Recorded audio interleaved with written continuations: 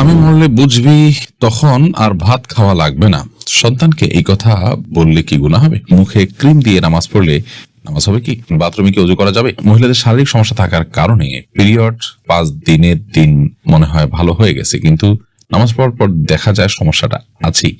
কোন কোন সময় 6-7 দিনও থাকে। এমন অবস্থায় করণীয় কি? শিশুদের খাবার খাওয়ানোর সময় কার্টুন দেখানো যাবে কিনা? আমি টয়লেটে গেলে যতই চেষ্টা করি গায়ে পেশাবের ছিটা পড়ে। আমার কি কাপড়ে নামাজ হবে? চলে যাচ্ছি তাহলে আমরা প্রশ্নোত্তরের ধারাবাহিকতা। এরপর মোহাম্মদ হাসিবুজ্জামান আপনি লিখেছেন, সকাল সন্ধ্যার আমলের মধ্যে সকালের আমল কি ফজরের ফরজ সালাতের আগেই করা যাবে? হ্যাঁ, যাবে। ফজরের ওয়াক্ত হয়ে গেছে তখন থেকে আপনি সকালের আমলগুলো আপনি করতে পারেন, এবং আসরের পর থেকে আপনি সন্ধ্যার আমল বা দিনের শেষ প্রহর থেকে আপনি সন্ধ্যার আমল করতে পারবেন, কোনো অসুবিধা নেই। মাহনাজ আখতার আপনি লিখেছেন, মাসিক অবস্থায় মেয়েরা কি আজানের জবাব দিতে পারবে? পারবে। মাসিক অবস্থায় আজানের জবাব দেওয়া কোনো অসুবিধা নেই।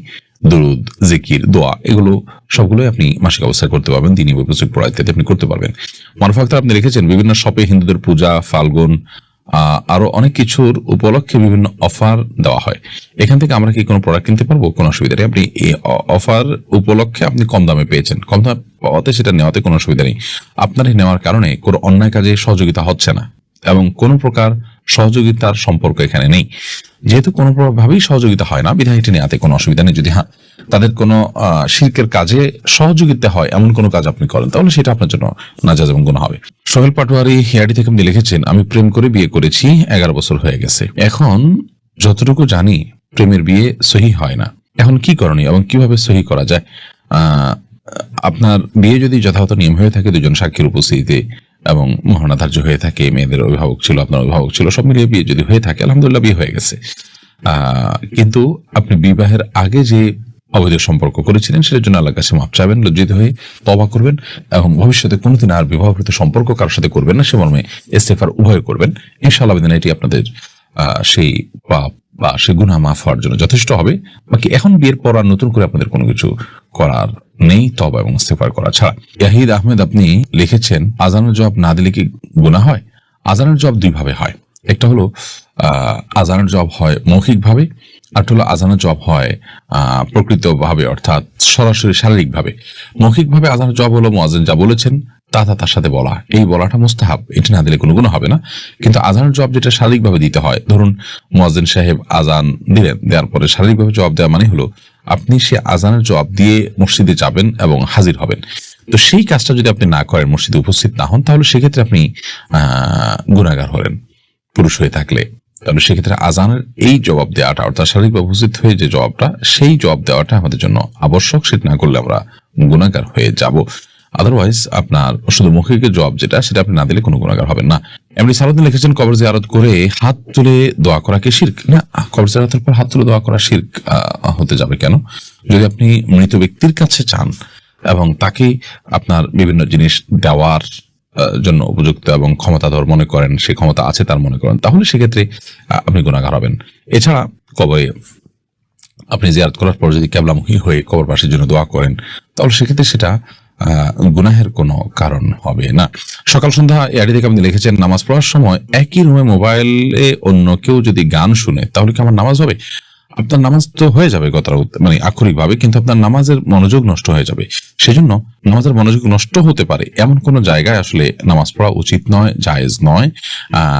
এবং যিনি এই কাজটি করছেন তার জন্য এটি জায়েজ হবে না যে তিনি একজন নামাজি ব্যক্তি নামাজে ডিস্টার্ব করছেন, তার নামাজের ভিতরে মনোযোগ নষ্ট হতে পারে এমন কোন কাজ করছেন, সেটি করা তার একেবারেই অনুচিত কাজ।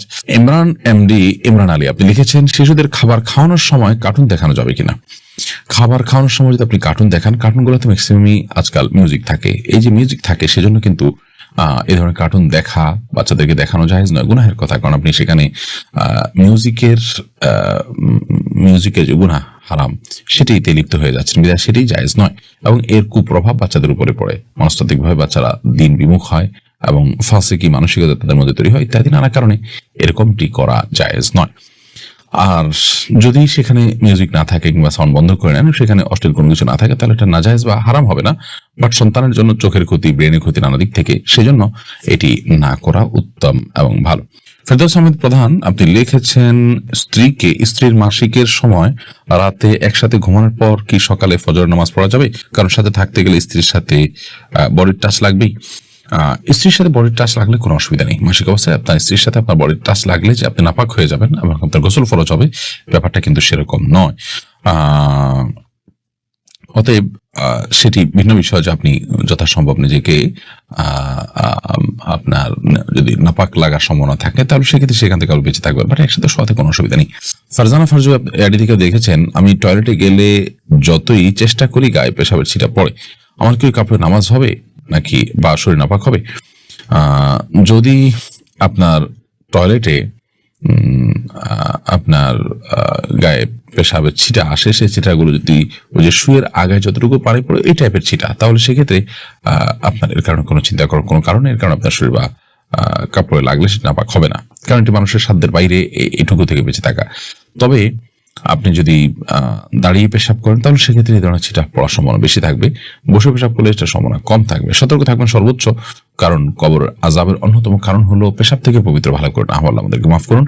আর যদি আপনি শত চেষ্টা করার পরও পারেন না, লেগে যায় 2-1 ফোঁটা, তাতে কোনো অসুবিধা নেই ইনশাআল্লাহ বিদিনিল্লাহ। আফসানা ইমরুদ লিখেছেন, মহিলাদের শারীরিক সমস্যা থাকার কারণে পিরিয়ড 5 দিনের দিন মনে হয় ভালো হয়ে গেছে, কিন্তু নামাজ পড়ার পর দেখা যায় সমস্যাটা আছেই। কোনো কোনো সময় 6-7 দিনও থাকে। অবস্থায় করণীয় কি? যদি প্রায় এরকম হয়, আপনার দিন ফিক্স না থাকে, তাহলে সেক্ষেত্রে সামান্য সময়ের জন্য গ্যাপ হয়ে যদি আবার শুরু হয়ে যায় তাহলে সেটা মাসিক হিসাবে গণ্য হবে। আর যদি আপনার দিন ফিক্স থাকে, এরপরে হঠাৎ করে অনেক পরে, একদিন পরে, আধা দিন পরে আবার দেখা যায়, তাহলে সেক্ষেত্রে রোগ হিসাবে গণ্য করবেন এবং আপনি নামাজ কন্টিনিউ করবেন। এমনি সাইফুল ইসলাম সুলতান আপনি লিখেছেন, বাথরুমে কি ওযু করা যাবে? বাথরুমে ওযু করা যাবে, তবে সেখানে বিসমিল্লাহ মুখে উচ্চারণ করবেন না, মনে মনে বলবেন। আর যদি বাথরুমের বাইরে, টয়লেটের বাইরে যদি আপনার ওযু করার ব্যবস্থা থাকে, সেটা সবচেয়ে উত্তম এবং ভালো। সেলিনা আক্তার লিখেছেন, মুখে ক্রিম দিয়ে নামাজ পড়লে নামাজ হবে কি?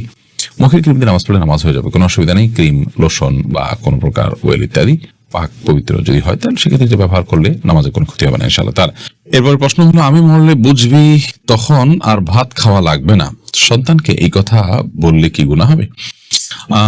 এই কথা বলা উচিত হবে না, এটা অবশ্যই শিরকে আসগর জাতীয় গুনাহ হবে। অর্থাৎ আমি মারা গেলে তোর ভাত খাওয়া লাগবে না, তার মানে তোমার ভাত খাওয়া, তোমার রিজিক এটা আমার মাধ্যমে আসছে, আমি মারা গেলে তোমার এটা উপায় থাকবে না, এটার ব্যবস্থা থাকবে না।